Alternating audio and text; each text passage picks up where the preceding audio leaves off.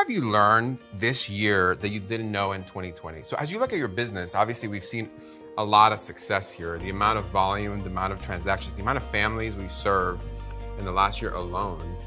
So Jillian, I'm gonna kick it off to you. Like, what are some of the things that you learned this year, that you probably didn't know in 2020, and how has that made you better? So this year, I have definitely learned that I can slow down and still be productive. Be able to prioritize our time and quality of time, and to understand collectively through conversations that we didn't have to say yes to everything to be successful. Saying no, it doesn't always mean that you can't say, you can't take on more business. You have more time, the leverage of time, right? I mean, and that's something that you always talk about, Karen. In looking at your business, you always talk about leveraging your time. So what are some of the lessons that you've learned? I think it's taught us that we don't have to do things the way we've always done them just because we've always done them. There's different ways to do business that can still be very effective. We changed a lot of the ways that we work with our clients. We changed a lot of ways that we interact with our team. And I think it actually made us better. It forced us to open our eyes and try new things. I think, really being able to prioritize what is going to drive your business forward and not just doing things because you feel like you should.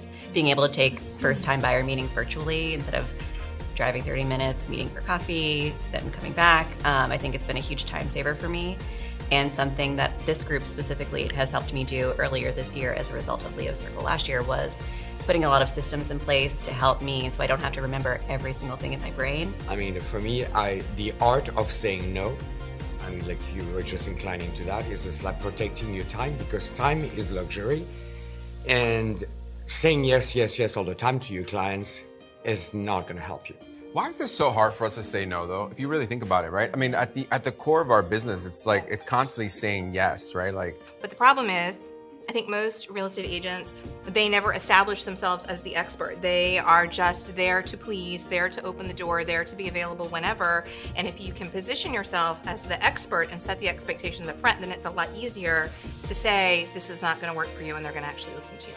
That's what a real estate agent is. We want everyone to like us. We want everyone to give us their business. And it doesn't work that way. You really, really, like Sebastian said, you really have to learn from when your client says no, that's telling you something. You really have to listen. And I think last year was, especially 2020, was a year of listening about priorities, what was important, and working on that. I really think it really shifted everyone's priorities to focus.